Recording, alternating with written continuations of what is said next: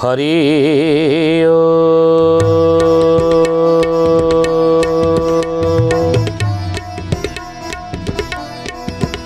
ओम भूर्भुवः स्वः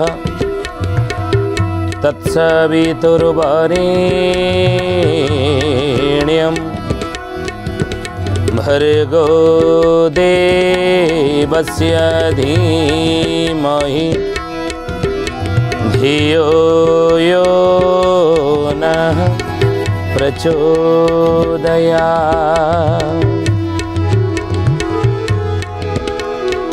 नीलाचल निवासाय नित्याय परमात्मने बलभद्र सुभद्राभ्यं जगन्नाथ यते नमः।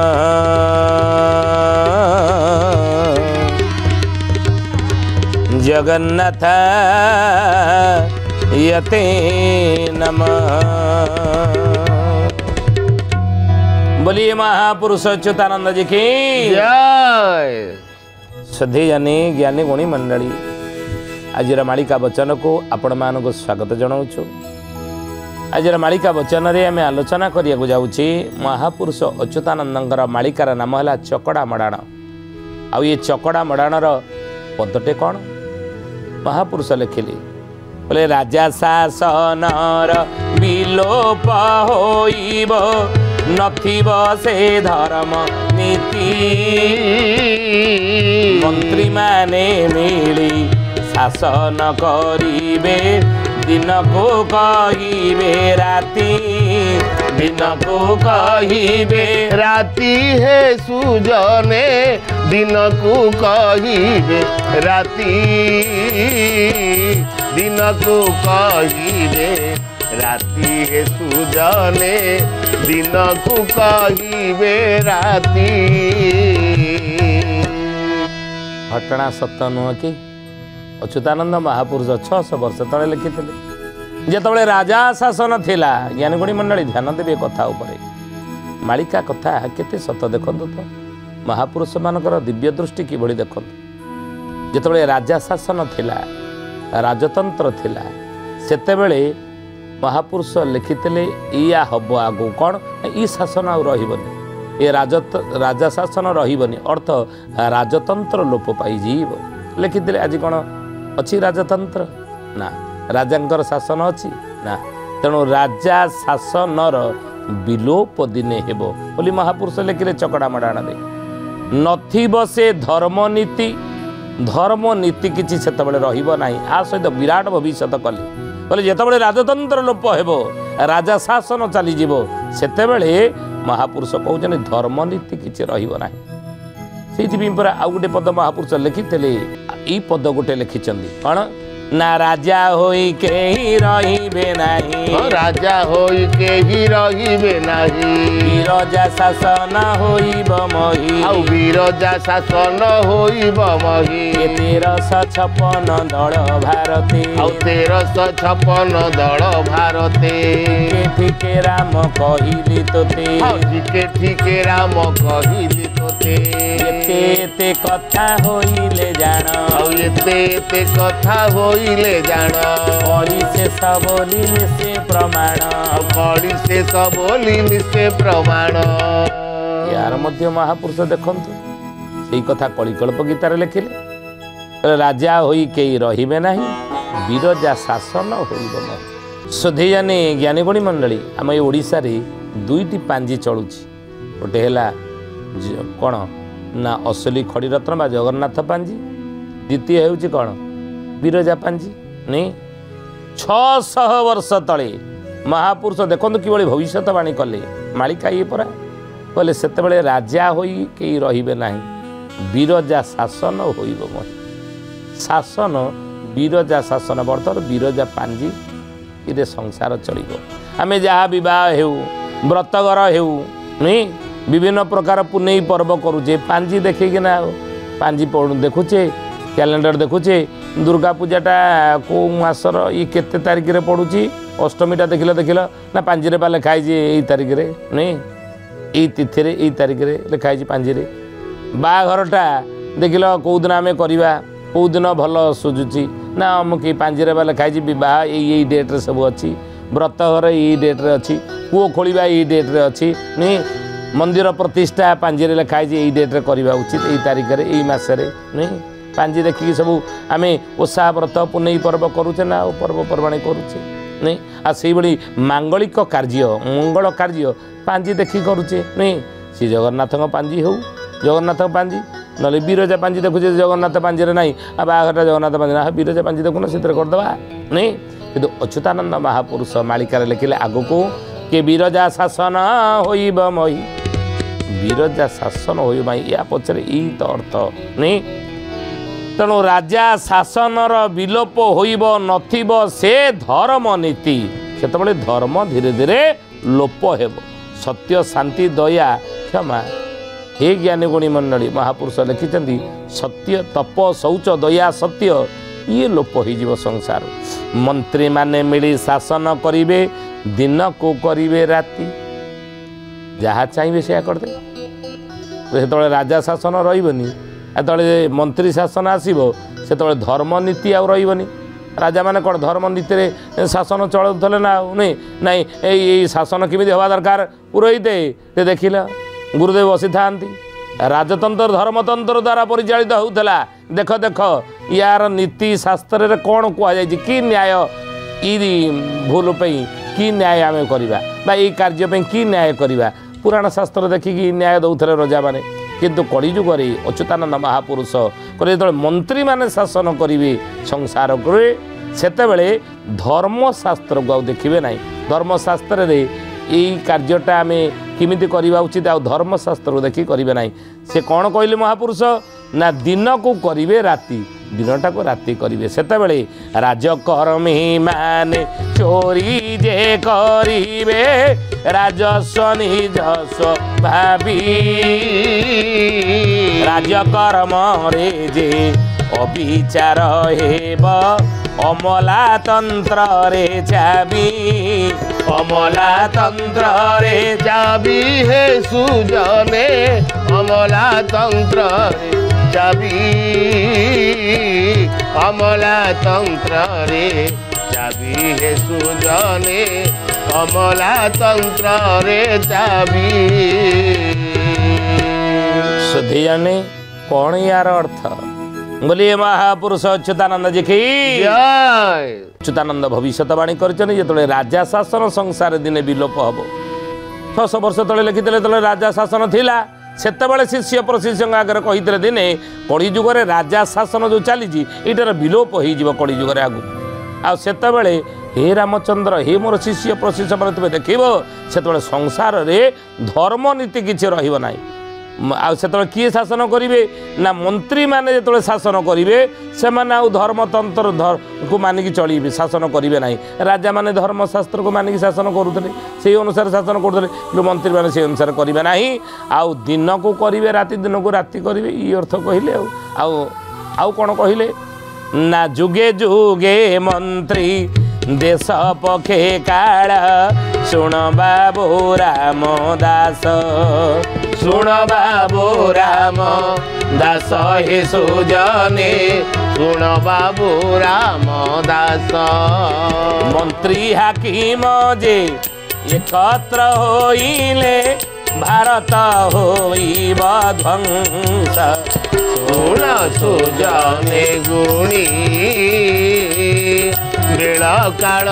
ଆସିଲାଣି ହେ, ଶୁଣ ସୁଜନେ ଗୁଣୀ। ସୁଧୀ ଜଣେ ଆମେ କଥା କହୁନୁ, ଏ ମାଳିକାରେ ମହାପୁରୁଷ ଲେଖିଛନ୍ତି ଏଇଆ ହିଁ ହେବ। କ'ଣ ହେବ ନା ଯୁଗେ ଯୁଗେ ମନ୍ତ୍ରୀ ଦେଶ ପକ୍ଷେ କାଳ, ଶୁଣ ବାବୁ ରାମ ଦାସ। ମନ୍ତ୍ରୀ ହାକିମ ଯେ ଏକତ୍ର ହୋଇଲେ, ମନ୍ତ୍ରୀ ହାକିମ ଯେତେବେଳେ ଏକତ୍ର ହେଇଯିବେ ଆଉ ସେତେବେଳେ ଭାରତ ହୋଇବ ଧ୍ୱଂସ। ମହାପୁରୁଷ କହିଲେ ଆମର ଯେତେବେଳେ ଭାରତ ଧ୍ୱଂସ ଆଡ଼କୁ ଯିବ, ଏ ଦେଶ ଧ୍ୱଂସ ଅଭିମୁଖୀ ହେବ। आ संसार ध्वंस आड़ को जीव ये कथा महापुरुष मालिकार लिखिं आ से तो कहते राजकर्मी माने चोरी जे करिवे राजस्व निजस्व भावी राजकर्म रे जे अविचार हेब अमलातंत्र रे चाबी। जय जगन्नाथ पतित पावन ओडिशा बड़ ठाकुर कल्प बटवासी प्रभु ब्रह्मराज कड़ी कलुष निस्तार। कहले जदि एमती हुए ताले कौन हम मंत्री हाकिम एकत्र हेले भारत कहीं ध्वंस हे समाज कहीं ध्वंस आड़ को जीव पूर्व से भल कि बुझे कहना महापुरुष कहले बाबू रे आ हेले कौन हम जानिछु ना राजकर्मी माने चोरी जे करिवे राजस्व निजस्व भावी सेतबेले राजकर्मी माने जो माने थिबे राजंकर कर्मचारी आम आज समाज रे कली जुगे सरकारी चाकरिया कहूचे नहीं ये भूल बुझे आज्ञा मालिका वचन न होइबार अच्युतानंद परा लिखिले पृथ्वी दुई फाड़ हेले होइब रामरे ये पृथ्वी पछे दुई फाड़ होगले हो जाऊ पूर्व भानु पश्चिम उइब ये पूर्वर सूर्य पश्चिम उदय हवा हुए तो संभवपर हो पारे किंतु पर्वत शिखरे फुटब कहीं ये अच्युत वचन मिथ्या नुह मो कथा मिछ हे ना तू देखू आगू कौन देखू ना राजकर्मी माने चोरी जे करेंगे राजस्व निजस्व भावी जो मैंने राजकर्मी माने थे जो मैंने राजा कर्मचारी थे से राजा कर्मचारी यहीना सरकारी चाकरिया कि भूल बुझंतु ना महापुरुष कहले राजस्व को निजस्व भाविकी चोरी करेंगे आ राजकर्म रे जे अविचार हेब अमला तंत्र चाबी अमला हाथ रे ही चाबी थी बोली जहाँ मालिकार लिखिले महापुरुष आज देखो सत से कथा महापुरुष कहले कहले तोर चस्कर मेली बांधी पूण कपट रे से करिबे शासन कपट रे से करिबे शासन कपट रे से करिबे शासन। चोर तस्कर मेली बांधी पुण कपट रे से करिबे शासन बोली मालिकार महापुरुष कहले आउ कौन कहले कहले चोर डकायत होइबे सारा देश को लूटी करी देबे चोर देश को लूटी करी देबे चोर विदेशु बेपारी आनिबे डाकी गुपते देश को देबे से टेकी गुपते देश को देबे से टेकी गुपते देश को देबे से टेकी। ज्ञानी गुणी मंडली श्रद्धेय महापुरुष मालिकार लिखिले कहले राजकर्मी माने चोरी जे करिबे राजस्व निजस्व भावी आम बारंबार ये कथा कही सावधान करिछु जहाँ को 600 वर्ष तले महापुरुष मालिकार लिखिले आज हे ज्ञानी गुणी मंडली कलिजुगे ताहा घटुची आउ ई कथा कही मालिका माध्यम रे समाज को सचेतन करिबा बा समाज लोक मान को सचेतन करिबा समाज को संस्कार करिबा हेउची यार मुख्य उद्देश्य कौन ना राजस्व निजस्व भावी राजस्व देवस्व ब्रह्मस्व ये तीनटा कालकूट विष मन रखते ये कथा आमे कहूनु महापुरुष मालिकार जहाँ लिखिं यही कथा को व्यासदेव संस्कृत भागवत ये कथार आलोचना कर जगन्नाथ दास नवाक्षरी छंद ओडिया भागवत कहते राजस्व देवस्व ब्रह्मस्व ये कालकूट विष भाई या प्रति तुम्हें लोभ करना या जदि हरण कल आकु जदि कौन ना लुट कल ताले जानिबो अनेक दुख अनेक कष्ट जीवन तुम्हें पाइब शांति सुख तुम जीवन रू हजी जीव भाई रे ये तीनटा को केवेले आत्मसात करिब नाही राजस्व ब्रह्मस्व देवस्व बोलिए महापुरुष अच्युतानंद जी की जय। राजा शासन जेतबेले थिला सेतबेले धर्मनीति रे शासन चलीथिला संसार जेतबेले राजा शासन चली जीवो मंत्री शासन समाज रे कली जुग रे आसीबो सेतबेले मंत्री शासनटा आ धर्मनीति रे चलिबो नाही ये घटना आज घटुची समाज रे नहीं कहले महापुरुष राजस्व देवस्व ब्रह्मस्व तीनोटी कालकूट विष या केवेले आत्मसात करिब नाही आउ राज्यकर्म रे जे अविचार हेबो अमलातंत्र रे चाबी राजकर्म रे कोन आज अविचार हो जा महापुरुष लिखिथिला आज देखंतु सत होई आ सेहिदि महापुरुष कहले के राजा राजपण प्रजा सुखे प्रजा पंच आत्मा राजा जे देखे प्रजा पंच आत्मा राजा जे देखे प्रजा पंच आत्मा राजा जे देखे। ए ज्ञानी गुणी मंडली सुदीन राजा शासन रे जेतले प्रजा माने सुखरे थिबे प्रजा माने शांति रे थिबे प्रजा माने आनंद रे थिबे प्रजा माने भलरे चलुथिबे सेतेबेले राजार महिमा राजार बढ़िमा राजार राजपण सेतेबेले चिरस्थायी होइके रहे नहीं समाज रे से राजार प्रशंसा हुए आउ प्रजा पंच आत्मा राजा जे देखे प्रजांकर पंच आत्मा राजा जो देखियो प्रजांकर सुखरे मु सुखी प्रजांक दुखरे राजा दुखी होउथिबो हे ज्ञानी गुणी मंडली सेतेबेले राजा प्रजा आत्मा एक अटई नाम बोली जा सभी कही नाम बोली जा सभी कही नाम बोली जा सभी कही। राजा प्रजा आत्मा एक अटई प्रजा एवं राजा एक एवं अभिन्न एक आत्मा बोली अच्युतानंद महापुरुष कहले नाम बोली जहाँ सभी कही ये राजा ये प्रजा किंतु हे ज्ञानी गुणी मंडली से राज्यर सुख दुख क्या उपर निर्भर करे केवल राजा उपर नुह केवल प्रजा उपर मध्य नुह महापुरुष लिखिले राजा दोष कले भोगंती प्रजा परजा कांदिले मरंती राजा परजा कांदिले मरंती राजा परजा कांदिले मरंती राजा। राजा दोष कले भोगंती प्रजा कहते बापा खाई ताल पुओ को हेब काल ये कथा लोक कथा रही जनश्रुति आज अनेक आम शुणुवा जहाँ बापा ताल खाई ता पुओ काल है तेणु से राजा जदि दोष करे राजा जदि भूल बाटर थी राजा जदि खराब थी राजा जदि अधर्मी थी तार प्रभाव ही ज्ञानी गुणी मंडली राज्य उपर पड़ो राज्य क्या नहीं राज्यवासी मानक नहीं राज्यवासी माने दुख भोगिबे कष्ट भोगिबे विपद संकट ताको ऊपर पड़ो कहीं राजा जदि शासन ठीक न करिवो पड़ोसी राज्य माने राज्य उपर आक्रमण करिवे देश लूट होबो देश रे चोरी बढ़िबो देश रे नारी निर्यातना बढ़िबो देश रे व्यभिचार बढ़िबो नहीं बढ़िबोनी राजा धर्मवंत न्यायवंत जन नथिबो शासन ठीक न करथिबे तेणु राजा जदि दोष कले प्रजा माने भोगिबे आ ई कारण कह जाई आ परजा कांदिले मरंती राजा प्रजा माने जदि राजांक द्वारा कौन पीड़ित हेबे राजा माने जदि प्रजा मानक पीड़ा देबे कषण देबे दुख देबे कष्ट देबे ताहले तांका आखिरु लुह गड़िले प्रजांक ऊपर से लुह पड़िबो राजा मध्य सुख शांति रही पारिबे नाही राजा शासन जाईची मंत्री शासन आसीची तेणु से मंत्री शासन रे ये धर्म नीति रु मंत्री माने